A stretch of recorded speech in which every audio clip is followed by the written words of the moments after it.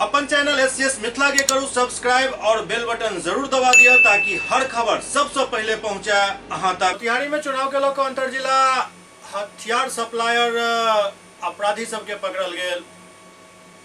लोकसभा चुनाव के लोग अंतर जिला हथियार सप्लायर अपराधी 4 देसी पिस्टल 20 जिंदा कारतूस के साथ गिरफ्तार कयल गेल। गिरफ्तारी अहम लेल मानल जा रहा है कियाकि मंगलवार 21 मई के सुबह प्रधानमंत्री नरेंद्र मोदी के कार्यक्रम स्थल से करीब 1-2 किलोमीटर के दूरी पर हथियार सप्लायर के हथियार एवं जिंदा कारतूस के साथ गिरफ्तार किया गया।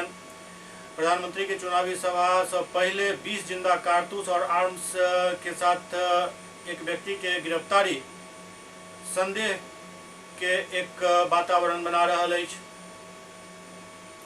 दरअसल छतौनी थाना बरियारपुर 0 माइल चौक के पास पुलिस गुप्त सूचना के आधार पर एक व्यक्ति की गिरफ्तार किया।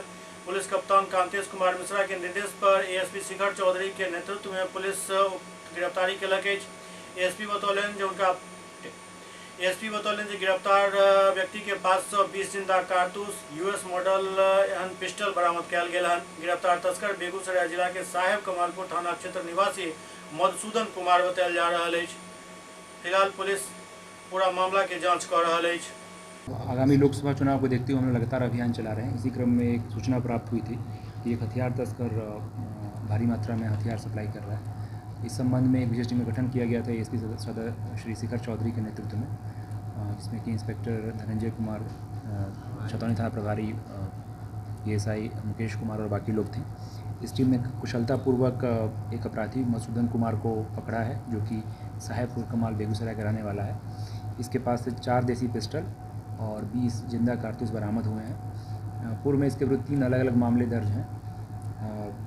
एक साहेबपुर कमाल का चोरी का कांड है। इसके अलावा मानसी थाना का आर्म्स एक्ट का केस है और बेगूसराय में नगर थाना का आर्म्स एक्ट केस है 2022 का, इसमें ये वांछित भी है। हम लोग बाकी इसका लिंकेजेस देख रहे हैं और अभी तक जो बातें स्पष्ट हुई हैं कि वो यहाँ किसी अन्य जो व्यक्ति है उसको साथ आया था और सप्लाई कर रहा था। तो 2 लोगों की पहचान हुई है हम लोग। किसके ऑर्डर पे आया था? ये अभी तक स्पष्ट नहीं हुआ है।